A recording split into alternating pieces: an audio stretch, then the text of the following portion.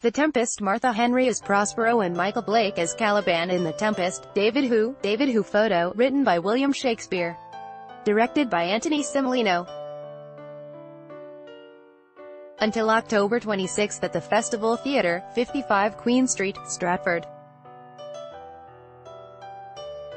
StratfordFestival.ca or 1-800-567-1600. When the official opening night of the Stratford Festival's 2018 season on Monday, May 28 was cancelled due to a bomb threat at the theatre, an image made the rounds on Canadian theatre Twitter.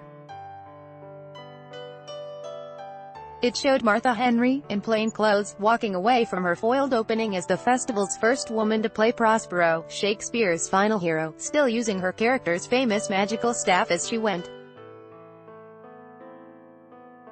Despite a thankfully empty and deeply unfunny prank, this was Henry's moment and she was going to own it.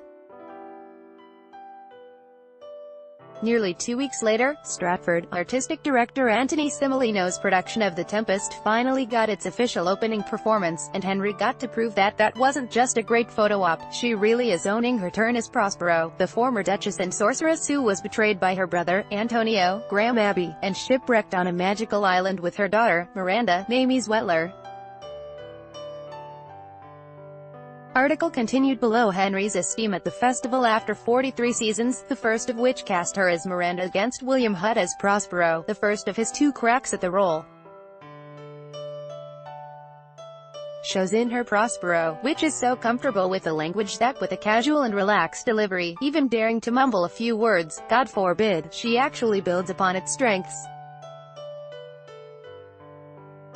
Her Prospero is weary, almost bored by how easy it is to charm her way through her days on the island. Her facility with her powers has numbed her to their effects on those around her, as she sends Miranda off to sleep with an offhanded flick of her fingers, and cruelly dismisses her sprightly servant Ariel, Andre Morin's desire for freedom. Dost thou forget from what a torment I did free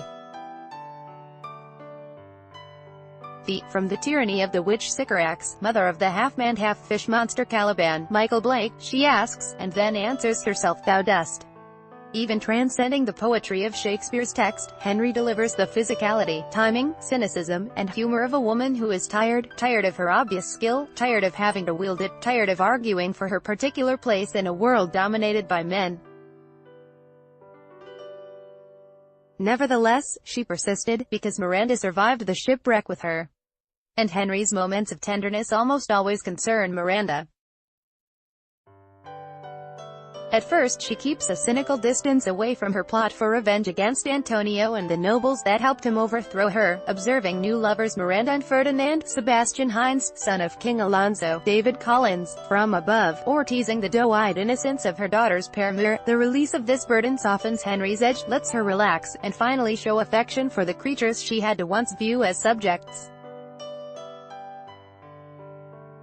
Following this line of thinking, Cimolino emphasizes the power of the island in the second act, unleashing puppetry, lighting effects by Michael Walton, and otherworldly costume and set design by Bretta Garrick, which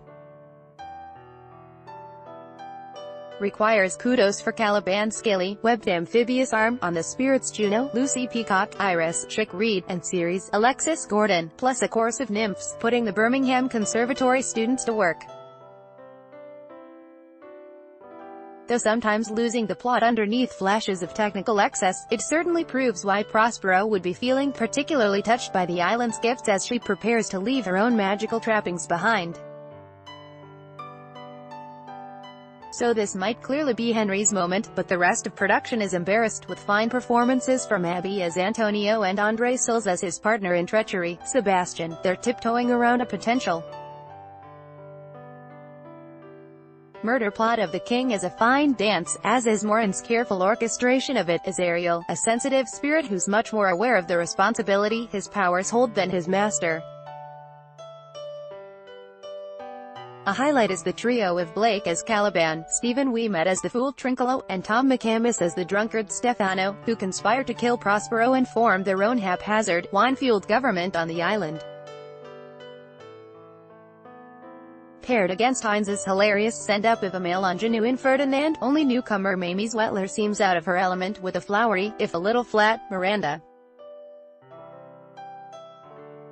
A scare may have delayed this production's opening night, but seeing it now is a joy.